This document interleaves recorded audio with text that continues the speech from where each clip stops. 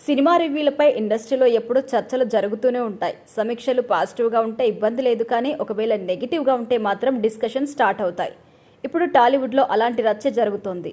Release అయిన రోజున ఇచ్చే వీడియో రివ్యూల ప్రభావం సినిమా ఓపెనింగ్స్పై పడుతుందని సినీ పెద్దలు భావిస్తున్నారు. విడుదల రోజు సమీక్షలు ఇవ్వకుండా ఆపాలి అనే ప్రయత్నం, సమాలోచనలు సాగుతున్నాయని కూడా తెలుస్తోంది.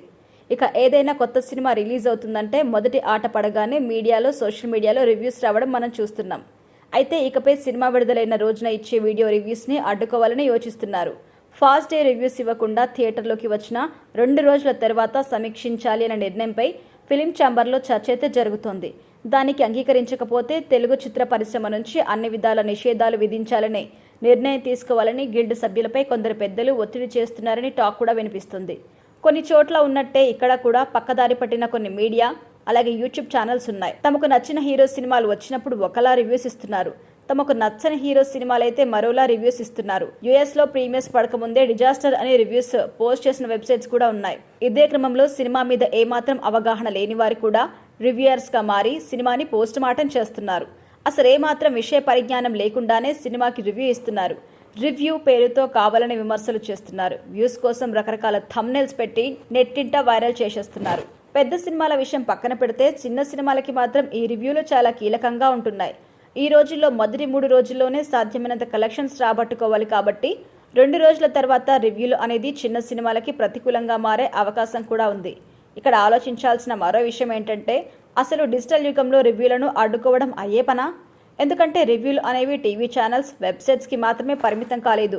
YouTube, Facebook, Insta, Twitter, X ఇలా అన్ని సోషల్ మీడియా ప్లాట్ఫామ్స్లో సినిమా సమీక్షలు వస్తున్నాయి. పబ్లిక్ ఒపీనియన్ పేరుతో కొందరు థియేటర్ల వద్ద మైకులు పట్టుకొని అప్పటికప్పుడు వీడియోలు చేసి వదులుతున్నారు. మరికొందరు ఇంట్లోనే కూర్చొని వీడియోల రూపంలో సినిమాను సమీక్షిస్తున్నారు.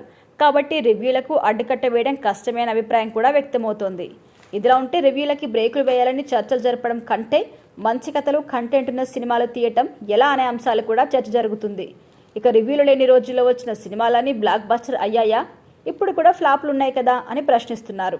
దీన్ని బట్టి మంచి సినిమాలపై రివ్యూల ప్రభావం ఉండదని వాదిస్తున్నారు. కంటెంట్ ఉన్న సినిమా తీసి టికెట్ ధరలు, స్నాక్స్ రేట్లు తగ్గిస్తే జనాలు తప్పకుండా థియేటర్లకు వస్తారని కామెంట్స్ చేస్తున్నారు. ఇక గత ఏడాది తమిళ సినీ యాక్టివ్ ప్రొడ్యూసర్స్ అసోసియేషన్ రివ్యూస్పై నిషేధం విధించాలంటూ మద్రాస్ హైకోర్టులో రిట్ పిటిషన్ దాఖలు చేసింది. యూట్యూబ్, ఫేస్బుక్, ఇన్స్టా, ఎక్స్ వంటి సోషల్ మీడియాలో 3 రోజుల పాటు రివ్యూస్ ఇవ్వడాన్ని నియంత్రించాలని కోరారు. అయితే న్యాయస్థానం ఆ పిటిషన్ని రిజెక్ట్ చేసింది. టాలీవుడ్లో ఇప్పుడు రివ్యూస్ని 2 రోజుల పాటు ఆపాలని ప్రయత్నిస్తున్నారు. ఇది ఏ మేరకు వర్కౌట్ అవుతుంది? ఈ నిర్ణయంతో సినిమాలకి కలిసి వచ్చేది ఏమైనా ఉంటుందా లేదా అనేది చూడాలి.